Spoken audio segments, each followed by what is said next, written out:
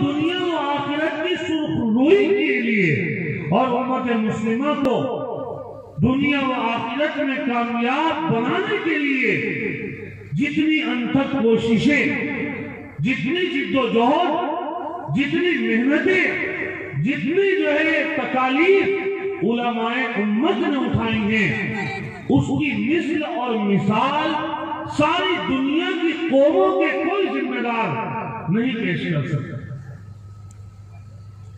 اکابر علماء کو نے جب جب اس امت مسلمہ کے دین پر آنچ آئی، جب جب اس امت مسلمہ کے ایمان پر ڈاکہ ڈالا گیا، جب جب اس امت مسلمہ کو نیست و نابود کرنے کی کوششیں کی گئی، جب جب اس امت مسلمہ کو علماء سے الگ کرنے کی ناپاک کوششیں کی گئی، جب جب اس امت مسلمہ کو ناکام بنانے کے لیے ناپاک مشورے کیے گئے، چاہے وہ دن کا وقت ہو، رات کا ٹائم ہو، کوئی بھی وقت ہو، کسی بھی وقت ہو، کسی بھی حکومت کی موجودگی میں ہو اور کسی بھی حکومت کے خلاف ہو، ہمارے اکابر علماء نے امت مسلمہ کی رہنمائی کی ہے اور امت مسلمہ کو گمراہی کے گڈھوں سے نکال کر صراط مستقیم پر گامزن کیا ہے، ہدایت کی راہوں پر چلایا ہے، اور امت مسلمہ کے ایمان کی بقا کے لیے اور امت مسلمہ کے ایمان کی تحفظ کے لیے وہ کوششیں، وہ محنتیں کی ہیں کہ دنیا کے اندر کسی قوم کے ذمہ داروں نے ایسی محنت اور ایسی کوششیں نہیں کی۔ اور علم دین کو اور علم دین کے تحفظ کے لیے اور علم دین کے بقا کے لیے اور علم دین کو سارے ادیان سے بلند کرنے کے لیے اور علم دین کی اشاعت کے لیے، قرآن اور سنت کے پیغام کو عام کرنے کے لیے ہمارے اکابر علماء کا جو کردار رہا ہے، اگر کتابوں کا مطالعہ ہم لوگ کریں گے، گہری نظر ڈالیں گے، نظر عمیق پیدا کریں گے، تو ہمیں احساس ہوگا کہ اس امت کے علماء نے قوم کے لیے کیا کیا کیا ہے۔ ایک دو مثالیں آپ غور کریں، آپ کو احساس ہوگا کہ کیسی کیسی محنتیں ہمارے اکابر نے کی ہیں۔ حضرت امام احمد ابن حنبل علیہ الرحمہ کے بارے میں آپ نے سنا، خلق قرآن کے مسئلے میں ان کو کتنی تکالیفیں دی گئی، کتنا ستایا گیا، کوڑے لگائے گئے، جیلوں کی صعوبتیں برداشت کی گئی، راتوں کو پوری پوری رات جاگتے تھے۔ خادم کہنے لگے کہ حضرت آپ پوری رات جاگتے ہو، آپ سوتے بھی نہیں ہو؟ کیا عجیب جواب دیا، فرمایا کہ امت اس بھروسے سو رہی ہے کہ امام احمد جاگ رہا ہوگا، اگر مسئلے کی ضرورت پڑی امام احمد سے جا کر معلوم کر لیں، اگر میں بھی سو گیا تو امت کا کیا ہوگا۔ شمس الائمہ سرخسی علیہ الرحمہ کے بارے میں علامہ ابن العابدین شامی رحمۃ اللہ علیہ نے لکھا ہے کہ آپ کو کنویں کے اندر بند کر دیا گیا، کنویں کے اندر قید کر دیا گیا۔ طلاب کنویں کے اوپر کھڑے ہو کر کہنے لگے حضرت ہمارا کیا ہوگا۔ حضرت نے نیچے سے حدیثیں لکھنی شروع کرائیں اور وہیں کنویں کے اندر سے جو کتاب آپ نے پڑھنی شروع کی، اس کتاب کو جب جمع کیا گیا تو اس کی 24 جلدیں بنی۔ کنویں کے اندر سے 24 جلدیں لکھوائیں امت کے لیے۔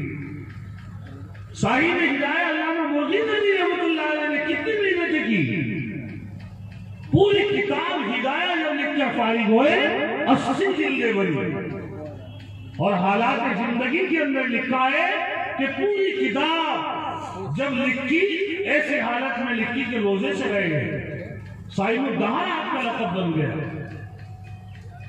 حضرت امام بخاری علیہ الرحمہ نے کتنی محنتیں کی ہیں، 7262 حدیثیں بلا تکرار بخاری شریف کے اندر نقل کی، اور کتنی حدیثوں سے، لاکھوں حدیثوں سے نکال کر اپنے شرائط مستقل پیدا کر کے وہ کتاب لکھی اور امت مسلمہ کے لیے سرمایہ پیش کیا۔ یہ ایسی ایک دو مثال نہیں ہے، ہزاروں مثالیں کتابوں کے اندر لکھی پڑی ہیں کہ علماء نے امت مسلمہ مسلمہ کے لیے کتنی قربانیاں دی ہیں. اور آج کے ہمارے اکابر، چاہے وہ مدارس کی لائن سے ہوں، چاہے خانقاہ کی لائن سے ہوں، چاہے دعوت و تبلیغ کی لائن سے ہوں، آج بھی جب جب امت کو ضرورت پڑ رہی ہے علماء اپنی قربانیاں پیش کر رہے ہیں. اسی لیے تو اللہ تعالیٰ نے ان کی خشیت کے بارے میں خود شہادت دی ہے کہ ہمارا ڈر جس بندوں کے دلوں میں ہے وہ علماء ہیں. علماء ہمارے سے ڈرتے ہیں. خشیت خداوندی ان کے قلوب کے اندر پیوست ہے.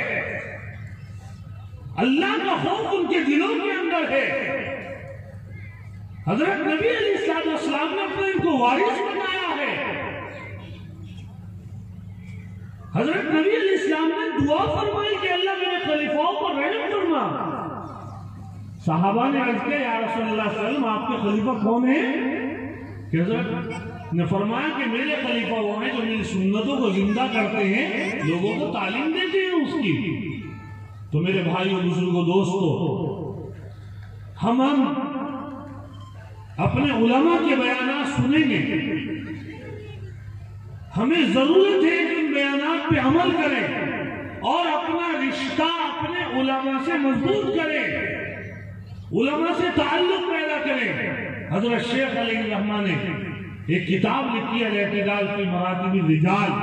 اس کتاب کے اندر ایک حدیث نقل کی ہے. حضرت نبی علیہ السلام نے ارشاد فرمایا کہ میری امت کے لوگوں، یا تو تم طالب علم بننا، یا تم عالم بننا، یا تم علماء کی باتیں سننے والے بننا. اور اگر تم عالم نہ بن سکے، طالب علم نہ بن سکے، تمہارے پاس اتنا بھی وقت نہیں کہ تم علماء کی باتیں سن سکو، او محبا، علماء سے محبت کرنے والے بننا. ولا تکن الخامس فتالک، پانچویں مت بننا ورنہ برباد ہو جاؤ گے. تمہاری بربادی کو پھر کوئی بھی روکنے والا نہیں ہوگا. مشہور محدث حافظ ابن عبد البر رحمۃ اللہ علیہ، انہوں نے اس حدیث کی شرح کرتے ہوئے لکھا ہے کہ پانچویں نہ بننے سے مراد یہ ہے علماء کا مخالف مت بننا، علماء کی مخالفت مت کرنا.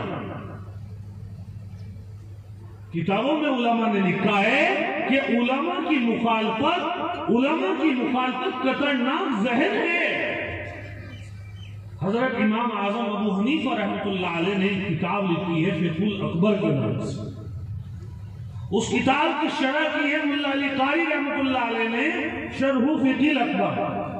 اس کتاب میں بھی لکھا ہے، فتاوی ہندیہ میں بھی لکھا ہے، حضرات فقہاء کا متفقہ فیصلہ ہے، من ابغض عالما من غیر سبب ظاہر خیف علیہ الکفر، کہ اگر کسی نے کسی عالم سے بلا کسی وجہ کے بغض رکھا تو اس کے اوپر کفر کا خطرہ ہے، کہیں وہ کافر ہو کر جائے.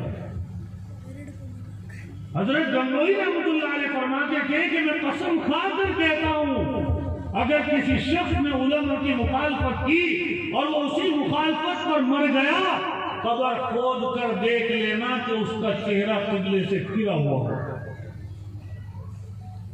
میرے بھائیوں بزرگوں دوستو، اگر ہمیں اپنی زندگی سنوارنی ہے تو اپنے علماء سے اپنا رشتہ اور تعلق ہموار کرنا پڑے گا، ان سے محبت پیدا کرنی پڑے گی.